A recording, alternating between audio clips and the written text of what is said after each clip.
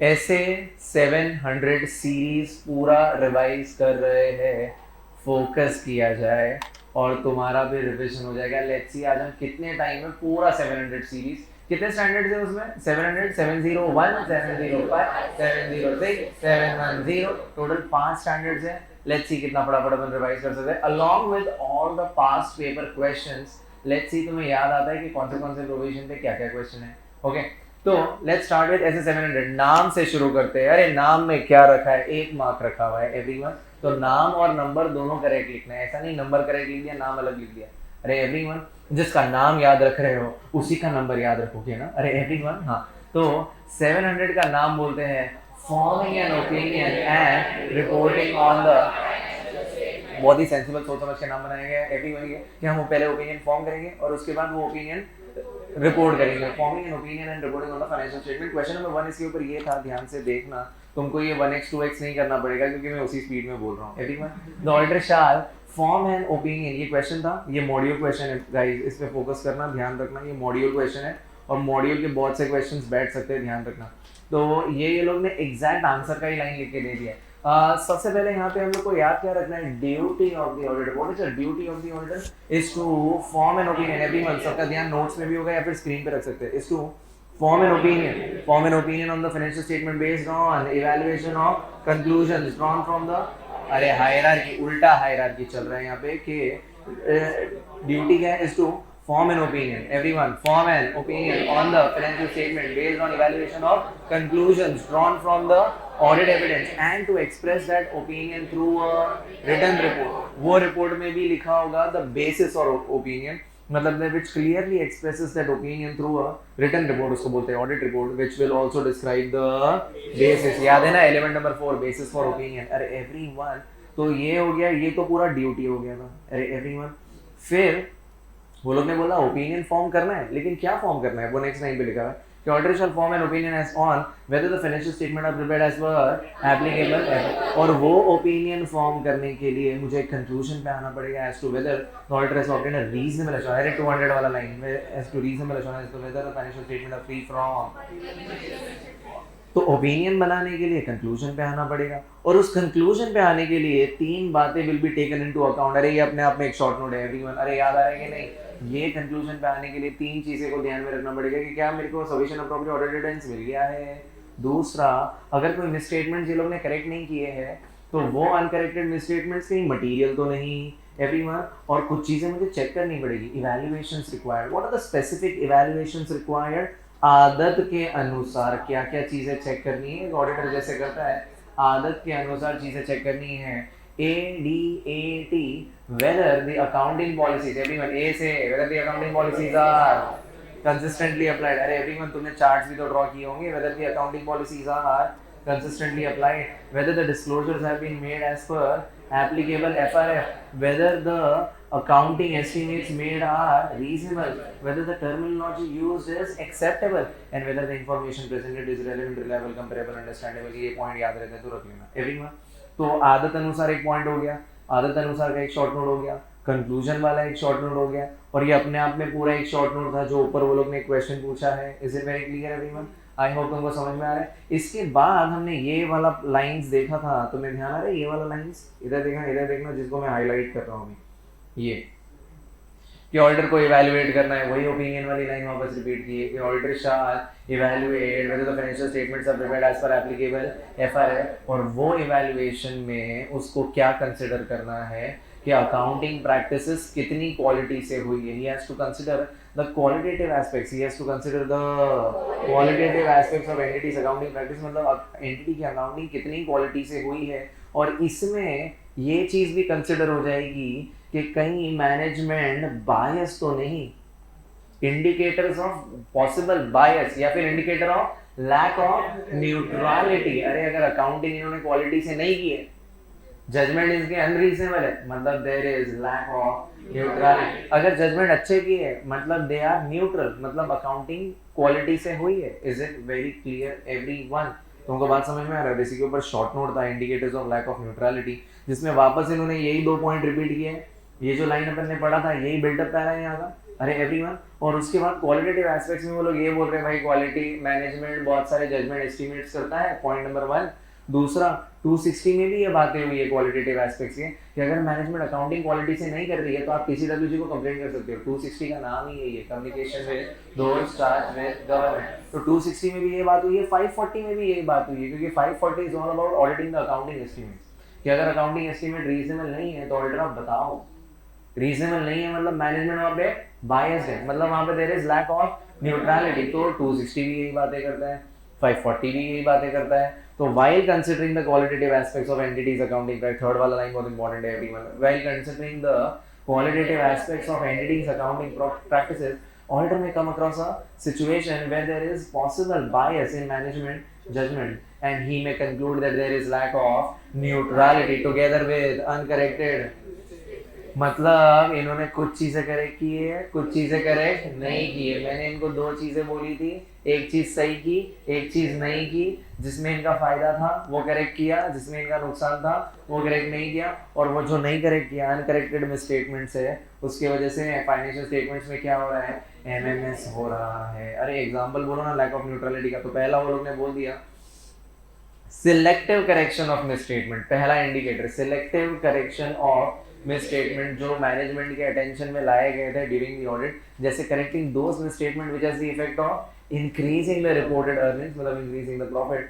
And not correcting the misstatement which has the effect of decreasing the profit. Second वाला याद रखने की जरूरत नहीं। फिर पॉइंट नंबर 2 इंडिकेटर क्या है, possible management bias in making accounting estimate. ये तो एज इट इज यही वाला लाइन था, 540 वाला चिपका दिया था वो लोगों ने। एवरीवन, तो ये पूरा 3-4 शॉर्ट नोट रिवाइज हो गया अपना। इसके बाद ये सारे शॉर्ट नोट्स किस किसके ऊपर है, एक तो कंक्लूजन वाले के ऊपर है, take into account indicator of lack of neutrality, उसके बाद स्पेसिफिक इवैल्यूएशंस, और वो पूरा अपने आप में एक शॉर्ट नोट है। Is it very clear everyone? ओहो हेलो, ध्यान है ना यहाँ पे? हाँ, समझा क्या? और वो होने के बाद basic elements, this chapter is all about that only. एक तो पूरा ये 4 शॉर्ट नोट, ये जो अपन ने देखा स्टार्टिंग में, अब पूरा बेसिक एलिमेंट के ऊपर है पूरा खेल चैप्टर का। कितने बेसिक एलिमेंट्स है, चलो बताओ यार, जल्दी बताओ यार। ये रहे, अगर समरी देखना है सीधा तो ये रहा वो 13 एलिमेंट, स्टार्टिंग के 2 और एंडिंग के 2, इनके ऊपर कोई शॉर्ट नोट नहीं है, बाकी 9 एलिमेंट्स के ऊपर शॉर्ट नोट है। उस 9 में से भी 2 तो उनके खुद के चैप्टर है। अरे गोइंग कंसर्न और की ऑडिट मैटर, अभी की ऑडिट मैटर देख ही लिया तुमने। गोइंग कंसर्न अब 500 सीरीज शुरू कर रहे हो तो तुम देखोगे। Is it very clear everyone? तुमको बात, एंड ट्रस्ट मी, मॉड्यूल से ज्यादा कवरेज की है अपन ने, उससे ज्यादा PPQs तुम मॉड्यूल के साथ कंपेयर करके देखोगे, तुम्हें खुद ही मालूम पड़ जाएगा, मॉड्यूल से ज्यादा कवर किया है। Is it very clear everyone? तुमको बात समझ में आ रही है कि नहीं आ रही है? ओके, सो टाइटल बोलो, टाइटल क्या होता है? एलिमेंट नंबर 1 टाइटल क्या है? Independent auditor report. एड्रेस ही कौन होता है? अगर कंपनी है तो मेंबर, पार्टनरशिप फॉर्म है तो पार्टनर। Everyone, auditors opinion. अरे थर्ड एलिमेंट कौन सा है? First section of audit report क्या है?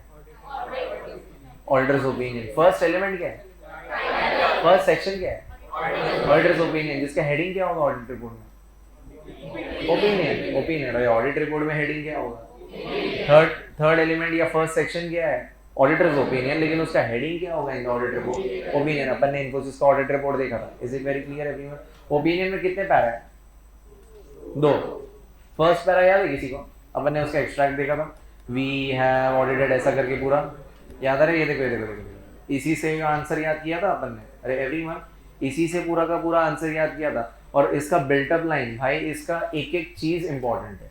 तुम ऐसा सोचोगे कि मैं बिल्टअप लाइन नहीं लिखूंगा, सीधा मेन आंसर लिखूंगा, फुल मार्क्स नहीं मिलेगा, 0 नहीं दे देगा कोई तुमको, फुल मार्क्स नहीं मिलेगा। Is it very clear everyone? The first section of the auditors report everyone, the first section of the auditor's report shall include auditor's opinion and shall have the heading and the opinion section shall also, ये 5 aspect. लेकिन ये 5 aspect कैसे याद किए थे हम लोग ने? पैरा 1 से याद है, वी हैव ऑडिटेड। अरे एक्सट्रैक्ट याद करो ना, we have audited the financial statement of Chirag Mehta which comprise of balance sheet, P&L, cash flow, statement of changes in equity and notes including summary of SAP, मतलब significant accounting policy। तो इसमें से मेरे को 5 एस्पेक्ट दिख रहे हैं। सबसे पहला वी हैव ऑडिटेड को क्या बोलेंगे? स्टेट। द ओपिनियन, देखो ना ऊपर कैसे शुरू किया है, the opinion section shall state, everyone state that the financial statements have been दूसरा याद है, नाम लिया था कंपनी का, identify the entity which financial statements have been. तीसरा हर एक टाइटल का नाम लिया था, identify the title of each statement comprising of the. Fourth one, फिर हम लोग ने refer to the notes including summary of सैप सिग्निफिकेंट अकाउंटिंग पॉलिसीज। और पांचवा, स्पेसिफाई द डेट और period covered by. Is it very clear everyone? मैं चाहता हूँ सब लोग बोले, मालूम पड़े लोगों का रिवीजन कितना अच्छे से हो रहा है, देख देख के बोलो, इसलिए तुम्हारे सामने भी ओपन रखा है एवरीवन। पैरा नंबर 2 में लिख दूंगा, in our opinion and to the best of information and explanation given to us, the financial statements are giving a true and fair view of the state of affairs। वही balance sheet, P&L, वही सब। इसे very clear है भैया? अच्छा, अगर मैं सिर्फ वर्ड ओपिनियन लिख रहा हूँ तो मैं कौन सा ओपिनियन दे रहा हूँ? अनक्वालिफाइड। अनक्वालिफाइड का और नाम क्या है? अनमॉडिफाइड। और बोलो क्लीन रिपोर्ट, और बोलो ट्रू एंड फेयर। चार नाम ध्यान रखना। Is it very clear everyone? अलग अलग चैप्टर में अलग अलग नाम से इसको लिया जाता है। Is it very clear everyone? तो एलिमेंट नंबर 3 हो गया, उसके 5 एस्पेक्ट्स ऑफ ओपिनियन पैरापेज पीपीक्यू है अपने नोट्स में एवरीवन। ओके, उसके बाद बेसिस फॉर ओपिनियन लिया था हम लोगों ने। क्या लिया था? बेसिस फॉर ओपिनियन अपने आप में एक शॉर्ट नोट है। Directly after the opinion section, everyone, directly after the auditor's report shall include a section which will have the heading basis for opinion, that states refers include states refer, शुरू भी state से end भी state से। everyone state that the audit was conducted as per।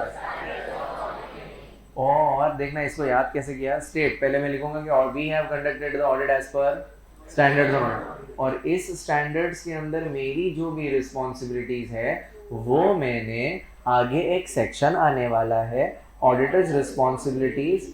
अरे for an audit of financial statement, वो element number कौन सा है, वो सेक्शन कहाँ पे है, वो एलिमेंट नंबर 8 है। आप वहां जाके पढ़ सकते हो।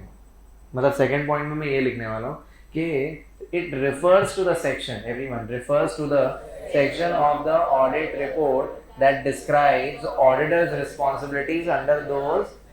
मतलब फर्स्ट से तुम्हें सेकंड वाला पॉइंट याद आएगा कि ये स्टैंडर्ड्स में मेरी जो रिस्पॉन्सिबिलिटीज है मैंने ये सेक्शन में मेंशन की है, तो आप वहां जाके पढ़ सकते हो। इसे वेरी क्लियर है everyone? तीसरा मैं बोलूंगा मैं इंडिपेंडेंट हूँ और मैं एथिकल हूँ। याद है कि include a statement that the auditor is independent of the entity as per the relevant ethical requirement and has also fulfilled all the other ethical requirements and state। Last वाला, ओ hello, हवा में opinion नहीं दे रहा हूँ मैं, क्या आ रहा है कि नहीं, मैं बिलीव करता हूँ कि मैंने जो ऑडिट एविडेंस ऑब्टेन किया है वो क्या है, सफिशिएंट एंड अप्रोप्रिएट, और वही बेसिस बना है। क्या बना है?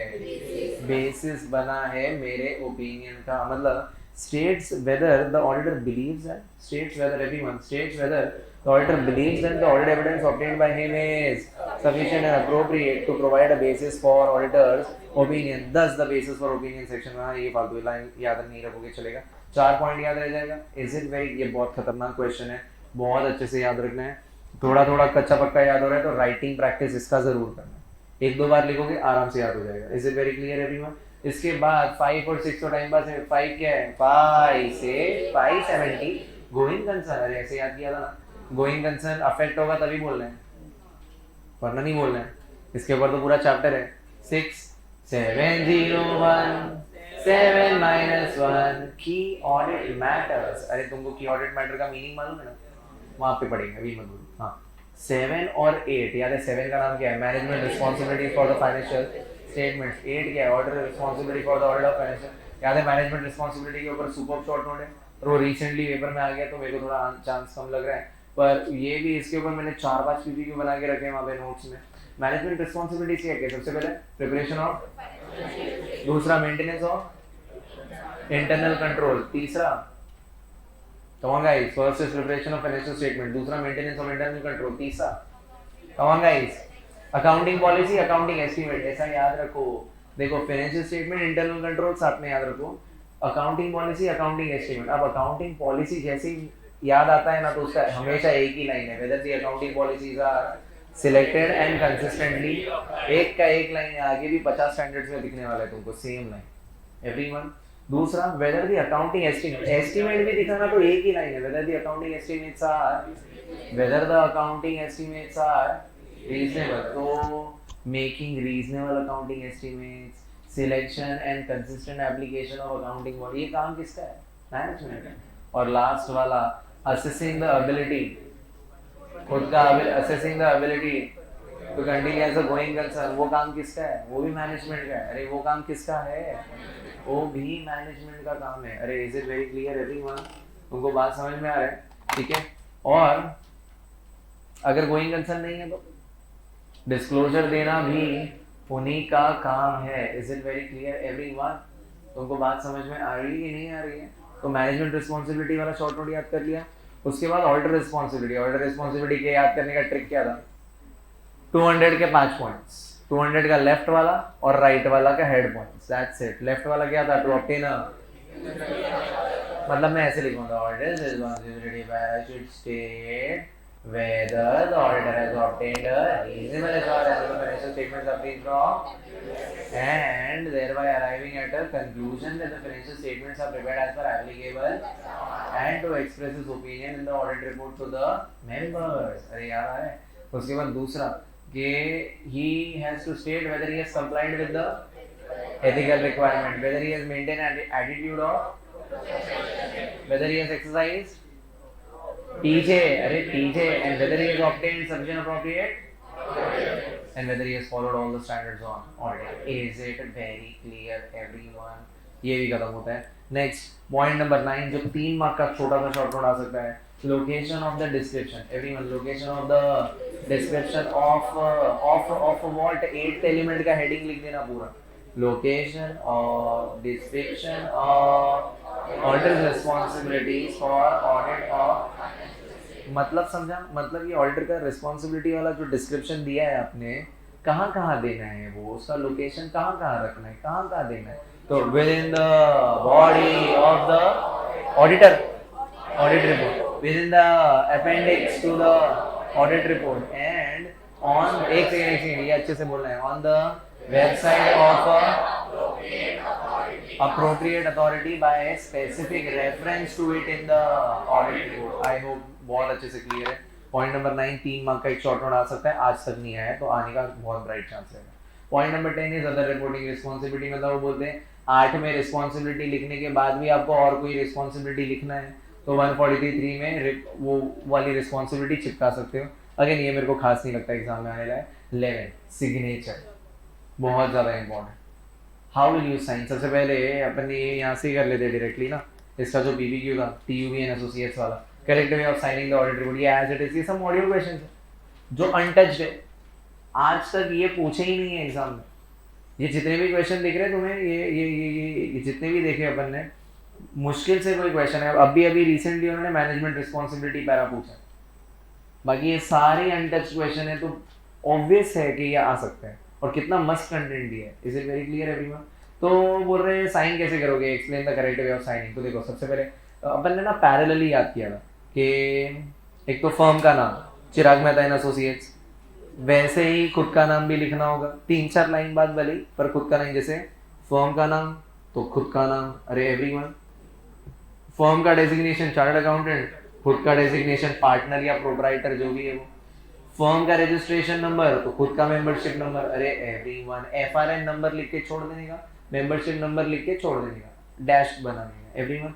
और उसके बाद यूनियन, अरे यूनिक डॉक्यूमेंट आइडेंटिफिकेशन नंबर है। अरे याद है कि नहीं, यूनियन पोर्टल पे जाके हम लोग खुद का यूनियन जनरेट करके उस डॉक्यूमेंट पे उसी हैंड इन हैंड एक OTP जैसे आता है वैसे ही जनरेट करके लिख सकते हैं, ताकि माल प्रैक्टिसेस ना हो, कोई मेरे नाम पे साइन करके ना चला जाए। Is it very clear everyone?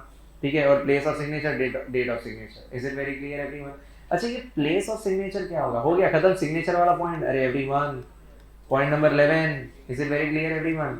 Point number 12, अरे प्लेस ऑफ सिग्नेचर क्या होगा? सिटी का नाम लिखना है बस। डेट ऑफ सिग्नेचर क्या, कोई भी डेट लिख सकते हो, बट वो किसके, इससे पहले की डेट नहीं होनी चाहिए। Date of obtaining audit evidence से पहले की डेट, क्योंकि जिस दिन ऑडिट एविडेंस मिलेगा उसी दिन मैं कंक्लूजन और ओपिनियन बना सकता हूँ, उससे पहले नहीं बना सकता। तो ऑडिट एविडेंस ऑब्टेन करने के बाद की या उस दिन की डेट होनी चाहिए, उससे पहले की नहीं। Is it online? Is it very clear everyone? चलो आगे बढ़ते हैं। तो आई होप सब कुछ ही रिवाइज कर लिया हम लोग ने और कोई क्वेश्चन छूटा तो नहीं है। हाँ, इसके बाद ड्राफ्ट आ सकता है सबका।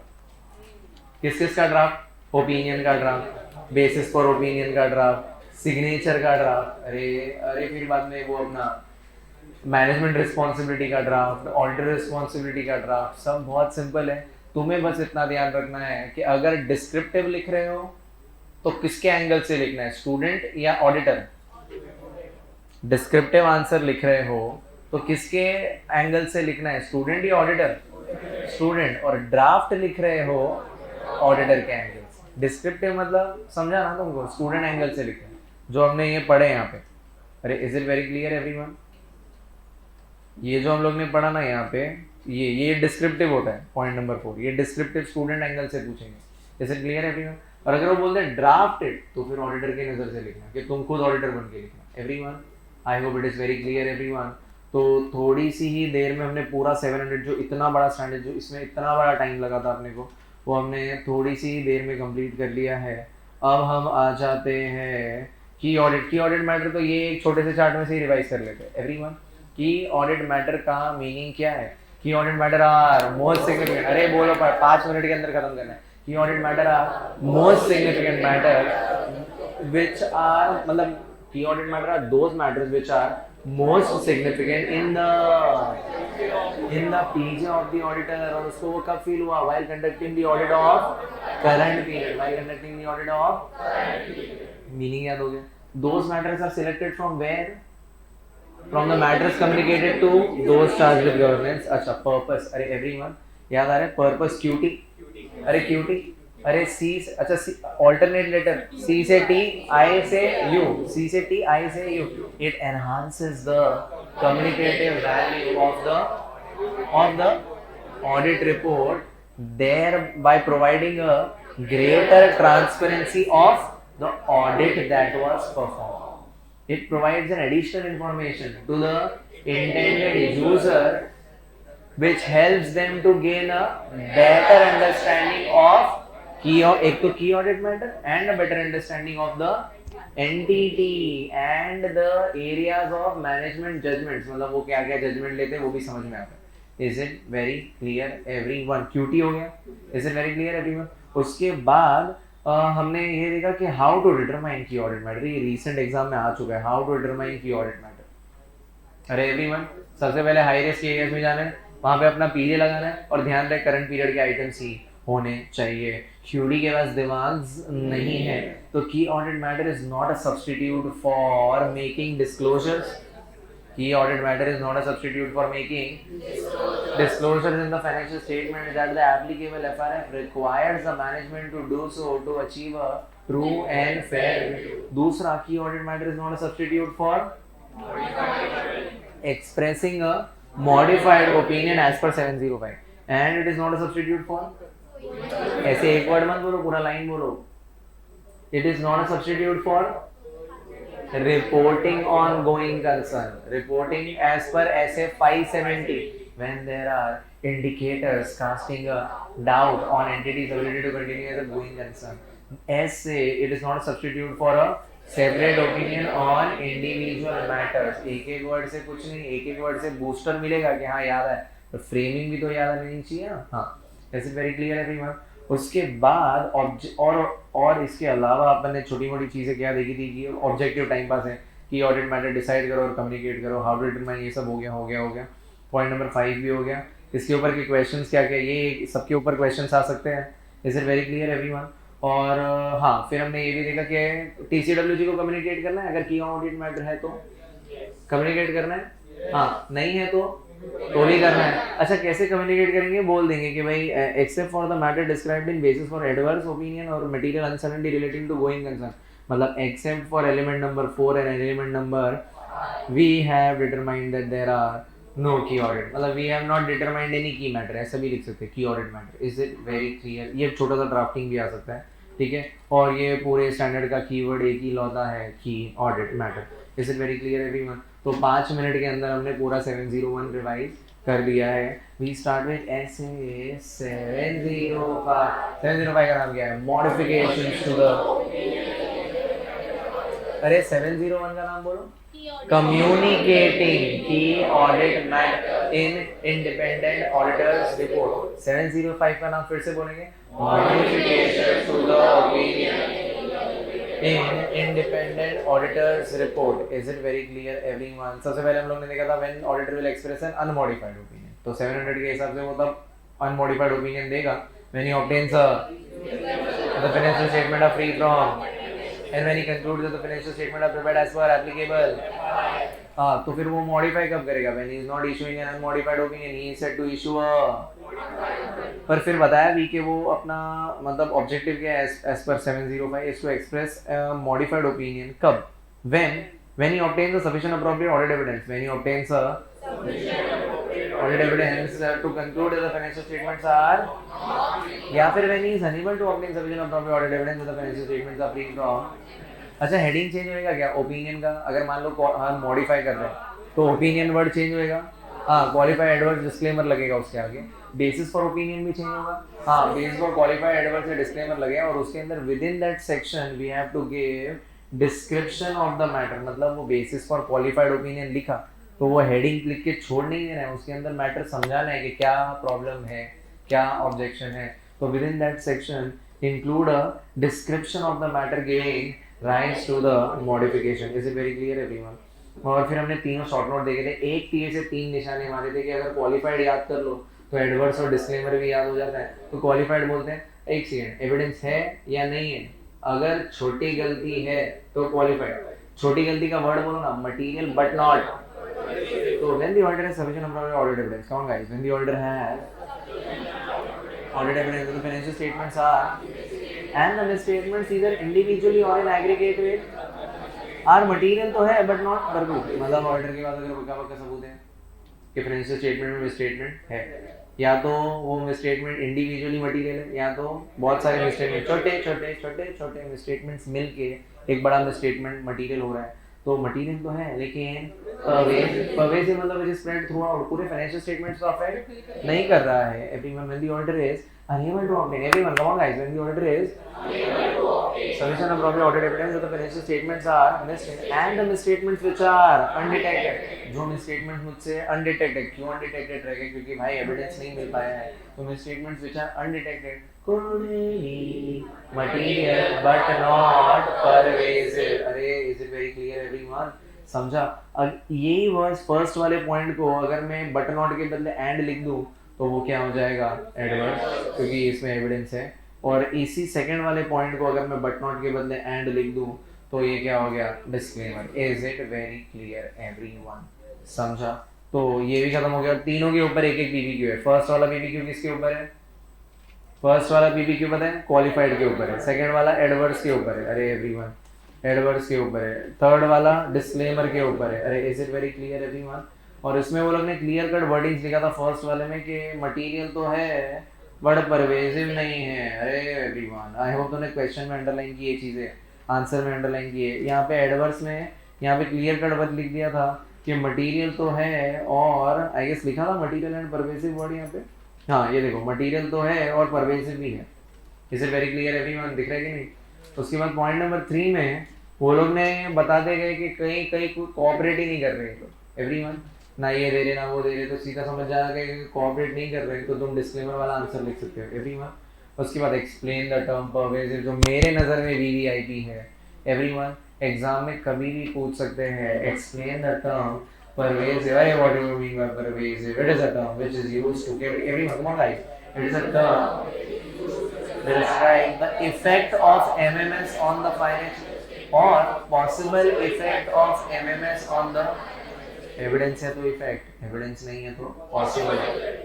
Pervasive effects are those effects. Pervasive effects are that in auditor's professional judgment are not confined to a particular item of financial statement. किसी एक item पे confined, restricted and if so confined, अगर जो confined है किसी particular item पे then it represents और could evidence है तो represent, evidence नहीं है तो could represent a substantial portion of the financial statement. तो फिर वो बहुत बड़ा मैटर होगा. मतलब याद है ना इन्वेंट्री वाला एग्जांपल लिया था हमने कि 100% एसेट्स में से 80% इन्वेंट्री और उसी में गड़बड़ है. तो एक ही आइटम में गड़बड़ है लेकिन वो inventory represents the substantial portion of the financial statement. अरे is it very clear everyone? उसके बाद and in relation to disclosure, such disclosures are fundamental to user understanding. Next, फिर हम लोग ने किया था मैनेजमेंट इम्पोज्ड लिमिटेशन, कब? प्रायर टू ऑडिट एक्सेप्टेंस या आफ्टर? प्रायर होता तो एक्सेप्ट ही नहीं करते, 210 लग गया, अरे एवरीवन। लेकिन आफ्टर है तो मान लो ऑडिट एक्सेप्ट करने के बाद लिमिटेशन लगा रही है, मैं क्या बोलूंगा उसे? Please remove it. अरे एवरीवन याद आ रहा है? Please remove the limitation, we will request the management, everyone we will request the management to, auditor will request the management to the limitation। अरे everyone, हमारे केस में तो वो मना ही कर रही है, everyone if the management refuses to remove the limitation, मैं डैडी को बोलूँगा everyone यार communicate with TC रख, पर वो डैडी को तो बोलूँगा लेकिन क्या हाथ पे हाथ मेरे बैठे रहो, मैं बोलूँगा बुक्स तो दे, अरे भाई जाने नहीं दे रही इन्वेंटरी गोडाउन में, बुक्स तो दे, अरे everyone तो communicate with TCWG and perform alternative audit procedure। ना डैडी भाव दे रहे हैं ना वो बुक्स दे रही हैं। If it is still unable, if he is still unable to obtain sufficient appropriate audit evidence and he feels that the possible effects are material to qualified but not pervasive to qualified and pervasive, possible effects are material and pervasive, तो दो ही रास्ते हैं, या तो आप withdraw कर लो या तो आप डिस्क्लेमर दे दो, आंसर खत्म। Is it very clear everyone?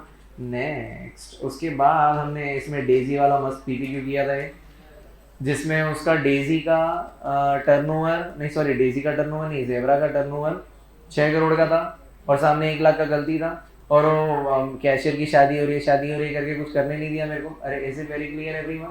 तो मैनेजमेंट इम्पोज लिमिटेशन, सेकेंड वाले में तो क्लियर कट वर्ड्स लिखे थे वर्ड में कि not obeyed to not prevented in completing audit procedures, is it, और ऑल्टरनेटिव भी परफॉर्म नहीं करने दे रहे। Is it very clear everyone? तो बहुत ही वीवीआईपी क्वेश्चन रहेगा ये, क्योंकि एकदम से क्लिक नहीं होना है लोगों को क्वेश्चन पढ़ के, तो तुम क्वेश्चन पढ़ के जाओगे 4-5 बार, तब जाके एग्जाम में क्लिक होगा कि अच्छा ऐसा कुछ क्वेश्चन अपने बुक में था। Is it very clear everyone? तो इसी के साथ साथ हमने ये भी कंप्लीट कर लिया। अच्छा, what are the factors to be considered कि कौन सा टाइप का ओपिनियन सही होगा? 2 ही फैक्टर है, the nature of the matter giving rise to the modification, कि एविडेंस है या, और दूसरा ऑडिटर का जजमेंट अबाउट कि कितना परवेसिव है मैटर। अरे एवरीवन, तो अगर मैटर, फिर ये तो पूरा बिठा नहीं है, पॉइंट नंबर ए इधर वर्टिकली बिठा दिया, पॉइंट नंबर बी इधर हॉरिजॉन्टली बिठा दिया, MBNP MNP लिख दिया, और बाद में तो मैच द कॉलम खेले हम लोग ने। नेक्स्ट, उसके बाद form and content of auditors report when the auditors opinion is modified. अरे ध्यान से देखना, यहाँ पे हम लोग ने इसके चार्ट्स भी बनाए हैं, इधर फोकस किया जाए। Whenever the auditor wants to issue, there is a chart for the descriptive answer of qualified and adverse opinion. There is a chart for the descriptive answer of qualified and, तो ये descriptive लिखना सिखा रहे हैं, और draft भी उसी में याद हो जाता है। Everyone, whenever the auditor wants to issue a, अरे देख के बोलो ना, whenever the auditor wants to issue a opinion, then क्या होगा? Whenever the auditor wants to issue a qualified opinion, he shall state in his opinion, he shall state in his opinion that except for the effect or possible effect, अरे याद आ रहा है ये red वाली line, except for the effect or possible effect of the matter described in the base for qualified opinion section, the accompanying financial statements give a way of the state of affairs, P&L changes in equity, and whenever the auditor wants to issue an adverse opinion, he shall state in his opinion that because of the significance of the matter described in basis for adverse opinion section, the accompanying financial statement do not give a true and फिर भी वही of the state of affairs, P&L, balance sheet, वही सब। Is it very clear everyone? तो 100 बात की एक बात, सारी चीजें कॉमन है, सिर्फ वो रेड वाली लाइंस अपने को याद रखनी है। बाकी एक जगह ट्रू एंड फेयर व्यू है, एक जगह do not give a true and fair view है, बाकी सब कुछ एक जैसा ही है, सिर्फ वो रेड वाली लाइंस। क्वालिफाइड में एक्सेप्ट फॉर द इफेक्ट और पॉसिबल, यार पॉसिबल इफेक्ट कभी बोलेंगे जब एविडेंस नहीं, और इफेक्ट कभी बोलेंगे जब एविडेंस है, और यहाँ पे क्या बोलेंगे? Because of the significance of the matter described in basis for. अरे is it very clear everyone? अब ये है ना, ड्राफ्ट का मैंने चार्ट बनाया, मतलब क्वालिफाइड और एडवर्स का ड्राफ्ट लिखना है तो कैसे लिखना है? तो पैरा नंबर 1 तो सेम होगा, वही जो ओपिनियन में याद किया है, वी हैव ऑडिटेड वाला। सेकंड पैरा पे फोकस करो, in our opinion and to the best of information and explanation given to, वही 2 लाइन, एक्सेप्ट वाली और बिकॉज ऑफ वाली। The financial statement given true and fair view, not giving a true and same है, मतलब क्या तुम्हें नहीं लगता डिस्क्रिप्टिव याद कर लिया तो ड्राफ्ट का काम भी हो जाता है? बस उसमें स्टूडेंट एंगल से लिखा था, इसमें ऑडिटर के एंगल से लिखेंगे। नेक्स्ट, एवरीवन अब ये देखना डिस्क्लेमर का डिस्क्रिप्टिव और ड्राफ्ट एक ही पेज पे। याद है अगर ऑडिटर डिस्क्लेमर दे रहा है तो आंसर थोड़े हटके, अगर ऑडिटर डिस्क्लेमर दे रहा है तो डिस्क्रिप्टिव क्या है? If the auditor issues a dope, dope मतलब disclaimer, he shall state that the auditor does not express an opinion, कि भाई कोई ओपिनियन एक्सप्रेस क्यों? क्योंकि मुझे को कोई ऑडिट एविडेंस नहीं मिला। क्यों? क्योंकि मैंने रीजन दिया है, because of the significance of the matter described in basis for disclaimer. हर चीज में क्यों क्यों रहेगा ना। सबसे पहले मैं लिखूंगा sorry I do not express an opinion. क्यों? क्योंकि मुझे एविडेंस नहीं मिला। क्यों? क्योंकि उसका रीजन मैंने वहां लिखा है बेसिस फॉर डिस्क्लेमर में। Is it very clear everyone? क्यों मत पूछ बार बार। Is it very clear everyone? समझा क्या? और वो स्टेटमेंट जो पैरा नंबर 1 में लिख देते ना, वी हैव ऑडिटेड, अब वो वर्ड्स चेंज होके क्या लिख देंगे?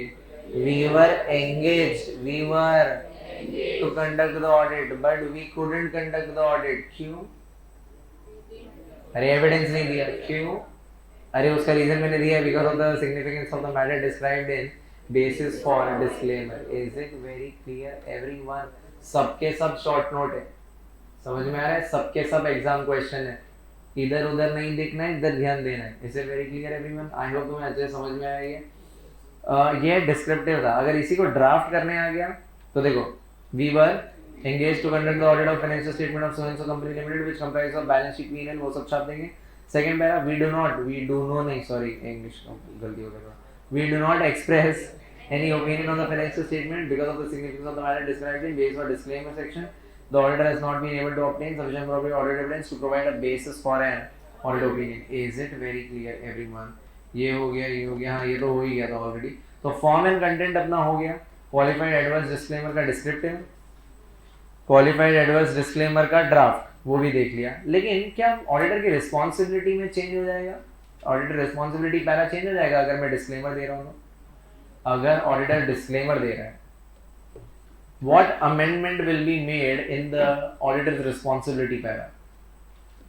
3 स्टेटमेंट आ जाएंगे। ये देखो ये वाला क्वेश्चन है, सीए गुरु का पीपीक्यू इसके ऊपर है कि अगर आप डिस्क्लेमर दे रहे हो तो ऑडिटर रिस्पॉन्सिबिलिटी में क्या चेंजेस आ जाएंगे? 3 स्टेटमेंट। सबसे पहले मैं लिखूंगा मेरा रिस्पॉन्सिबिलिटी था ऑडिट करने का एज पर स्टैंडर्ड्स, लेकिन मेरे को कोई ऑडिट एविडेंस नहीं मिला तो मैं कोई ओपिनियन एक्सप्रेस नहीं कर रहा हूँ because of the significance of the matter described in basis for disclaimer section. और हाँ, मैं इंडिपेंडेंट हूँ और मैं एथिकल भी था, लेकिन फिर भी क्योंकि मुझे एविडेंस नहीं मिला मैं कोई ओपिनियन एक्सप्रेस नहीं कर पाया। Is it very clear everyone? तो पॉइंट नंबर 1 में बोल रहा हूँ कि auditor responsibility is to conduct audit as per standards. दूसरा स्टेटमेंट में because of the significance of the matter described in basis for disclaimer section the auditor was not able to obtain evidence, जिसकी वजह से वो एक opinion नहीं बना पाया। एंड और लोगों को ये ना लगने लग जाए कि वो कोई प्रेशर में तो नहीं था, ऑडिटर लिख देगा कि मैं इंडिपेंडेंट हूँ और मैं एथिकल हूँ एवरीवन। और इसके ऊपर पीपीक्यू भी पूछा था। और क्या टीसीडब्ल्यूजी को बताना है अगर आप मॉडिफाई करने वाले होंगे? बिल्कुल बिल्कुल बताना है। क्या? 2 चीज़ें, किन हालातों के कारण आपको मॉडिफाई करना पड़ रहा है, सर्कमस्टेंसेस लीडिंग टू मॉडिफिकेशन, और वर्डिंग्स ऑफ द मॉडिफिकेशन। वो वर्ड देख के ही टीसीडब्ल्यूजी डर जाएगी कि financial statement do not give a true and fair, ऐसा। Is it very clear everyone? समझा क्या? फिर हमने मिसलेनियस पीपीक्यूज में ये देख लिया एडवर्स और क्वालिफाइड का, डिस्टिंग्विश भी पूछ लिया वो लोग ने, ड्राफ्ट भी पूछ लिया। फिर वो मॉड्यूल वॉड्यूल सब टाइम पास क्वेश्चन है। और इसी के साथ साथ हमने पूरा 705 का रिविजन रैप अप कर लिया है। 705 इज ऑल अबाउट ऑब्जेक्टिव देखा हम लोग ने, तीनों के शॉर्ट नोट देख लिए हम लोग ने। और शॉर्ट नोट देखने के बाद हम लोग ने क्या देखा था? परवेसिव का डेफिनेशन देखा हम लोग ने। फिर परवेसिव का डेफिनेशन देखने के बाद मैनेजमेंट इम्पोज लिमिटेशन, उससे भी पहले कुछ था, हाँ, कौन सा टाइप का ओपिनियन सही होगा, what factors are to be considered. उसके बाद हम लोग ने ये देखा था कि हाँ, जो मैनेजमेंट इम्पोज लिमिटेशन, उसके बाद फॉर्म एंड कंटेंट, उसमें तीनों का डिस्क्रिप्टिव, तीनों का draft. Is it very clear everyone? और उसके बाद ये भी देखा कि अगर डिस्क्लेमर दे रहे तो ऑडिटर रिस्पॉन्सिबिलिटी सेक्शन में क्या चेंज होगा, अगर मॉडिफाई कर रहे तो टीसीडब्ल्यूजी को क्या क्या बताएंगे, वो 2 बातें भी देख ली। और इसी के साथ पूरा 705 सम अप कर लिया है, कुछ भी छोटा नहीं है। Is it very clear everyone? Module सब कवर्ड है, उससे ज़्यादा क्वेश्चन कवर किए हम लोग ने अपने नोट्स में। 705 नाम बोल देंगे एक बार, modifications to the opinion in independent audit। सही सही बात है ना, इंडिपेंडेंट ऑडिट रिपोर्ट में ही मॉडिफाई हो रहा है ना एवरी मंथ। 706 पे आ जाते हैं जल्दी से every month. Emphasis on matter paragraph and other matter paragraph in independent auditor's report. अरे एवरी मंथ सबसे पहले एम्फसिस ऑन मेटा पैरा और अदर मेटा पैरा का डेफिनेशन देख लेते हैं, वो याद रखने जैसा है। एम्फसिस ऑन मेटा पैरा क्या है? It is a paragraph every month, it is a in the audit report that refers to a matter which is properly presented and disclosed in the financial statement, that in auditor's professional judgment is fundamental, that in auditor's professional judgment is fundamental to the standing of the financial statement। and emphasis of other matter para kya hai? ये भी एक para in the audit report that refers to the matter other than those matter which are presented and disclosed in the financial statement, जो auditor की professional judgment में is relevant to user understanding of the audit responsibility and audit report। अगर तुम्हें ध्यान नहीं आ रहा हो तो एक बार सुन लेना कि एम्फसिस ऑफ मैटर पैरा में मैं कौन सा मैटर डाल रहा हूँ। वो मैटर जो मेरे फाइनेंशियल स्टेटमेंट्स में जिसको मैं चेक कर रहा हूँ उसमें डिस्क्लोज है, और वो मैं एम्फसाइज इसलिए करना चाहता हूँ क्योंकि यूजर को वो फाइनेंशियल स्टेटमेंट्स थोड़ा अच्छे से समझ में अंडरस्टैंडिंग बैठे वो लोग। और अदर मैटर पैरा में मैं वो पैरा को एम्फसाइज कर रहा हूँ जो फाइनेंशियल स्टेटमेंट्स के अंदर डिस्क्लोज नहीं है, वो अदर मैटर है। और उससे यूजर को क्या समझ में आएगा? मेरा ऑडिट, मेरा रिस्पॉन्सिबिलिटी, मेरी ऑडिट रिपोर्ट। जैसे अदर मैटर पैरा में मैंने डाल दिया कि भाई मैं अकेला सेपरेट ऑडिट रिपोर्ट दे रहा हूँ, बाकी joint auditors common audit report दे रहे हैं। 299 706 का कनेक्शन एवरी मंथ, या फिर अब मैं 710 से भी तो कनेक्ट कर सकता हूँ। मुझे मालूम पड़ता है मैं अभी ये साल आया ऑडिट करने और मुझे मालूम पड़ा कि previous financial statements are unaudited, तो याद है मैं इसका रेफरेंस अदर मैटर पैरा में डालूंगा, क्योंकि लोगों को लगेगा कि ऑडिटर इतना टाइम क्यों ले रहा है ऑडिट करने में। तो मैं बोलूंगा कि भाई पिछले 3 साल अभी ऑडिट करना पड़ रहा है मेरे को। Is it very clear everyone? देखा चीजें कितनी कनेक्ट होती है मस्त। Is it very clear everyone? फिर हमने शॉर्ट नोट्स देखे उसके, emphasis matter para, other matter para, एक शॉर्ट नोट कर लो, दूसरा buy one get one free में ऑफर में चल रहा है। Is it very clear everyone? Whenever the auditor wants to draw the attention everyone, whenever the auditor wants to draw the attention of the user to certain matters which are adequately present and disclosed in the financial statement and in his judgement is fundamental to user understanding of the financial, in that case he has to emphasize, in that case he has to include an emphasis of matter para in the provided, एक second, provided the auditor would not be required to modify। अरे जिस चीज के लिए आप emphasise कर रहे हो वही सेम चीज आप मॉडिफाई नहीं कर देना, क्योंकि जिस चीज के लिए आप एम्फसाइज कर रहे हो याद है उसमें तो आप लिखोगे अवर ओपिनियन इज नॉट मॉडिफाइड, तो उसी सेम चीज को मॉडिफिकेशन पैरा में मत डाल देना वरना लोग कंफ्यूज हो जाएंगे। Is it very clear everyone? Okay. और दूसरा व्हेन 701 अप्लाइज, अरे याद आ रहा है व्हेन 70, अगर आप की ऑडिट मैटर डाल रहे हो, अगर आप उस मैटर को की ऑडिट मैटर में डाल रहे हो तो फिर उसका एम्फसिस में, या फिर आप उसको अगर एम्फसिस में डाल रहे हो तो फिर उसको की ऑडिट मैटर में, क्योंकि की ऑडिट मैटर मोस्ट सिग्निफिकेंट और emphasis of matter para second level significant है। याद है की ऑडिट मैटर में भी तो 706 की बात हुई थी, याद है की ऑडिट मैटर में मैंने बोला था कुछ मैटर्स जो कम्युनिकेट होंगे टीसीडब्ल्यूजी से उसमें से सिग्निफिकेंट मैटर निकालो और जो आपको एम्फसिस देने लायक लगते हैं और उन सिग्निफिकेंट मैटर में से आप मोस्ट सिग्निफिकेंट मैटर निकालो। इसे उस मोस्ट सिग्निफिकेंट मैटर को बोलते हैं कि audit. Is it very clear everyone? I hope तुमको समझ में आया दोनों प्रोवाइडेड वाली कंडीशन। और सेपरेट सेक्शन होगा और ऑडिटर को ये सेपरेट सेक्शन में क्या मेंशन करना है? Include this para everyone, include this para in a separate section, include this para in a of the audit report, give the heading as emphasis of, give clear reference, पूरा बात समझाओ क्योंकि ये clear reference to the matter being emphasized, और last में लिख दो state that our opinion is not modified in respect of this matter। same way पूरा का पूरा वही चलेगा, बस यहाँ पे matter के बदले क्या लिख देंगे? other than those matters, और बाद में यहाँ पे not prohibited पे ये तो फालतू लाइन है नहीं भी याद रखोगे चलेगा, ये तो same to same common line होगी। यही लाइन यहाँ पे भी है कि भाई अगर आप की ऑडिट मैटर में डालते हो तो फिर इसको एम्फसिस ऑफ अदर मैटर में मत डालना। Is it very clear everyone? फिर इसका भी सेपरेट सेक्शन होगा, तो auditor shall include this para in separate section, give the heading as other matter, give clear reference to the matter meaning. अरे इधर ये क्यों नहीं है? Our opinion is not modified. क्योंकि फाइनेंशियल स्टेटमेंट्स के ऊपर थोड़ी ओपिनियन दे रहे हैं। अरे एवरी मंथ फाइनेंशियल स्टेटमेंट का थोड़ी कोई मैटर है अदर मैटर में। Is it very clear every month? इसलिए वो वाली लाइन नहीं आएगी, ध्यान रखना। Is it very clear every month? ये भी हो गया। अच्छा, कुछ ऐसे एग्जांपल्स हो ना जहाँ पे एम्फेसिस ऑफ मैटर क्लास वाले एग्जांपल्स है, क्लास एग्जांपल्स है। कैसे एग्जांपल्स है? सी से कैटास्ट्रॉफी। अरे एवरी मंथ एंड एक मिनट वर्ड वर्ड बोलेंगे। Major catastrophe every month, major that has had or continues to have a significant effect on entities financial position. फिर L से an uncertainty relating to future outcome of exceptional, L से litigation or regulatory action, A से early accounting standard, early application of a new accounting standard that has a material effect, and S से subsequent event, a significant subsequent event that occurs between the date of financial statement and the date of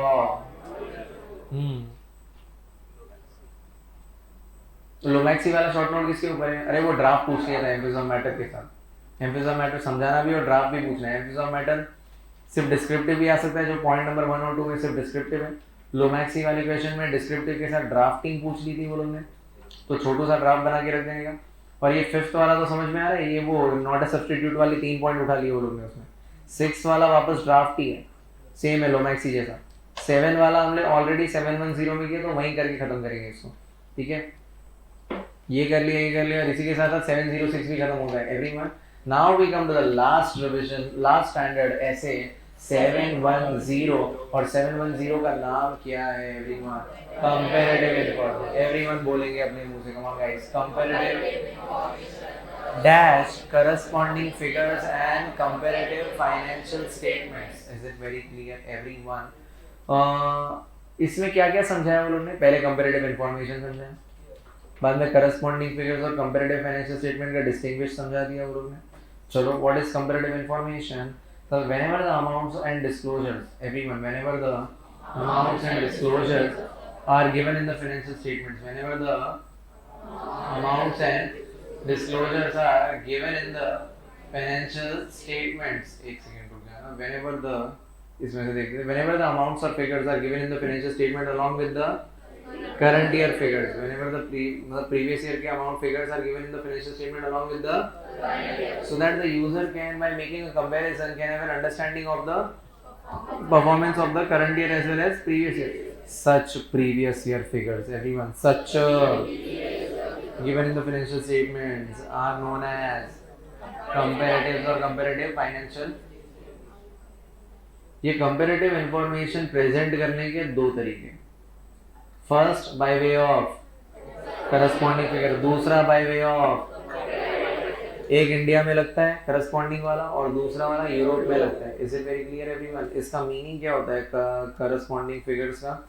here along with current year figures everyone, here along with current year column we also show previous year column running throughout the balance sheet P&L। This is known as comparative information by way of corresponding. And here comparative financial statement में क्या होता है? अलग अलग रखा जाता है। Here along with current year financial statements, previous year financial statements are also attached. Is it very clear everyone? So ये हो गया, तीनों पॉइंट्स हो गए। हाँ, दूसरा पॉइंट क्या था कि in case of corresponding figures, auditor's opinion will be referred to current period only, और दूसरे के केस में each period.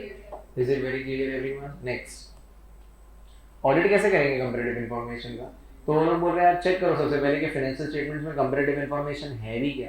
तो auditor shell determine whether the financial statement include a comparative financial information. अगर है तो क्या उसका प्रेजेंटेशन एफआरएफ के हिसाब से हुआ है? ACPD दिखेगा तुम्हें, प्रेजेंटेशन प्रॉपर हुआ है, क्लासिफिकेशन प्रॉपर हुआ है, और चेक करो कि जो अमाउंट्स और डिस्क्लोजर दिख गया ACPD, और क्या वो अमाउंट डिस्क्लोजर पिछले साल से मैच हो रहे हैं। अरे याद है मैंने इसमें क्या एग्जांपल दिया था कि कॉलमनर बैलेंस शीट में मान लो उन्होंने सेल्स दिया है 2020 में 10 करोड़ का सेल्स दिया है कॉलम में, सच्ची में 2020 के बैलेंस शीट P&L में जाके देखो कि मैच हो रहा है कि नहीं फिगर।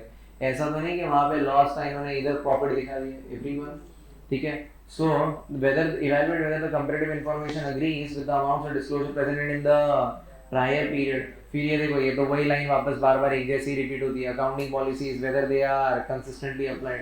पर इसमें एक बात ऐड ऐसा करना है कि ऑडिटर आप चेक करो वेदर द अकाउंटिंग पॉलिसी जो कंपैरेटिव इंफॉर्मेशन में दिख रही है, whether the accounting policy is reflected in the everyone, whether the accounting policy is reflected in the are consistent with those of the current period, और अगर उसमें कोई changes हुआ है, whether they have been properly accounted for and presented and disclosed.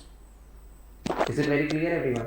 And the next one is अगर कोई misstatement दिखता है, इधर देखना, अगर कोई misstatement दिखता है तो additional audit procedure perform करने का, confirm करने का कि misstatement सच में है या नहीं, और क्योंकि वो बाद में मालूम पड़ा है तो subsequent event है तो ऐसे 560 फॉलो करने का, ठीक है, खास नहीं है, और एंड मैनेजमेंट से लिखवा के ले लेने का सारे पीरियड्स के लिए रिटर्न रिप्रेजेंटेशन। उसके बाद ये उसका BBQ था। उसके बाद हाँ, सबसे खतरनाक क्वेश्चन, सबसे मेन क्वेश्चन 710 का यही है, क्वेश्चन नंबर 4 कि whenever the corresponding figures are presented, यार करस्पॉन्डिंग फिगर्स को अदर वर्ड्स में क्या बोल सकते हैं? Previous, very good, previous year figures, समझ में आ रहा है? तो whenever the corresponding figures are presented, the auditor's report or opinion shall not refer to corresponding figures, correct है? But there are certain exceptions to the rule. पहला वाला, अच्छा ऊपर से बोलो 3, तो पहले वाले में ऐसा था कि पिछले साल में मॉडिफाई किया था और वो मैटर अभी भी अनरिजॉल्व है, तो करंट ईयर में भी क्या कर दूंगा? Modify.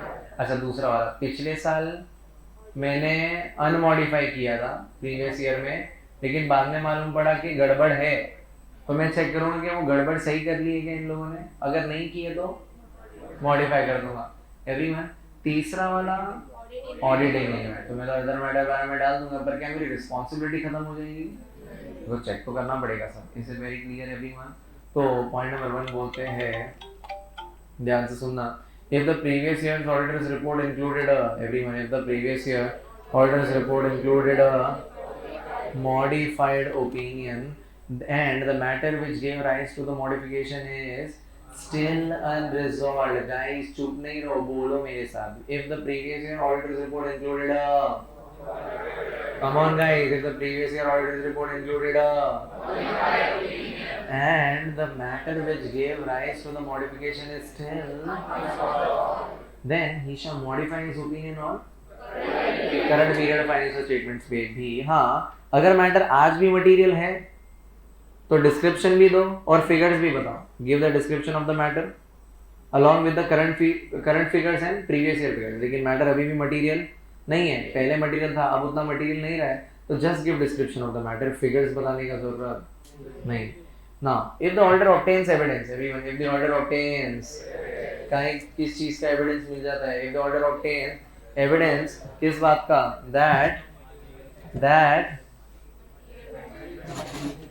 that unmodified, MMS exists in the prior period financial statements, जिसके ऊपर क्या दिया था? Unmodified opinion was previously issued, then the auditor shall verify whether the MMS has been dealt with, उसको करेक्ट कर लिया? If not, then he shall express a modify word नहीं बोल सकता, अब यहाँ पे वो वर्ड बोलना पड़ेगा प्रॉपर्ली, क्योंकि एविडेंस है। मॉडिफाई बोल दिया तो मॉडिफाई में तो एडवर्स भी आ जाता है, सॉरी डिस्क्लेमर भी आ जाता है, पर इसके लिए यहाँ पे मॉडिफाई लिखने की गलती मत करना, यहाँ पे पर्टिकुलरली क्वालिफाइड और एडवर्स लिखना पड़ेगा, क्योंकि एविडेंस है, खुद नहीं ऊपर लिखा है एविडेंस है, मॉडिफाई लिख दोगे तो एकदम प्रॉपर नहीं लगेगा वहाँ से, समझ में आ रहा है? और लास्ट वाला, if the prior period financial statements were unaudited, or he shall state in other matter para that the corresponding figures are unaudited, and such statement does not relieve the auditor of his responsibility, everyone, to obtain evidence regarding the opening balances। मतलब मेरा काम तो यही खत्म नहीं हो जाएगा, मेरे को चेक करना है कि ओपनिंग बैलेंसेस में गड़बड़ तो नहीं है, और ओपनिंग बैलेंस में गड़बड़ नहीं है, इसके लिए मुझे क्या चेक करना पड़ेगा? प्रीवियस ईयर के closing balances. Is it very clear everyone? और अगर प्रीवियस फाइनेंशियल स्टेटमेंट ऑलरेडी किसी और ने ऑडिट किया है तो कुछ नहीं, मैं लिख दूंगा कि ऑलरेडी किसी और ने ऑडिट किया है, पॉइंट नंबर 1, देखो ना, the financial statements were audited bye previous auditor, predecessor, मतलब वही प्रीवियस ऑडिटर, उसने क्या टाइप का ओपिनियन एक्सप्रेस किया और क्यों, और डेट ऑफ द ऑडिट। इतना फालतू आंसर है कि पूछो मुझे, अगर मुझे मालूम पड़ जाए कि किसी प्रीवियस ऑडिटर ने ऑडिट किया तो मैं लिख दूंगा कि किसी प्रीवियस ऑडिटर ने ऑडिट किया है, क्या ओपिनियन दिया है, और अगर मॉडिफाई दिया है तो क्यों दिया है, और लास्ट में डेट लिख दूंगा audit report. Is it very clear everyone? और इसी के साथ साथ ये वाला आंसर भी खत्म होता है। इसके ऊपर पीपीक्यू भी थे, कंपैरेटिव फाइनेंशियल स्टेटमेंट तो फालतू ही था एवरीवन। और इसी के साथ साथ हमने पावर पैक्ड रिवीजन कंप्लीट किया है और ऐसे 700 सीरीज जिसमें 700, 701, 705, 706, 710 पूरा कंप्लीट कर लिया। एग्जैक्ट 2-2-5 हो गया अपने को, मतलब 1 घंटे के अंदर अपन ने पूरा 5 स्टैंडर्ड्स रिवाइज कर लिया है। ये तो अपन ने साथ साथ में किया है, अगर तुम खुद घर पे बैठे करो तो इससे कम टाइम लग सकता है, प्रोवाइडेड तुम्हारे रिविजन्स हुए हो अच्छे से। Is it very clear everyone?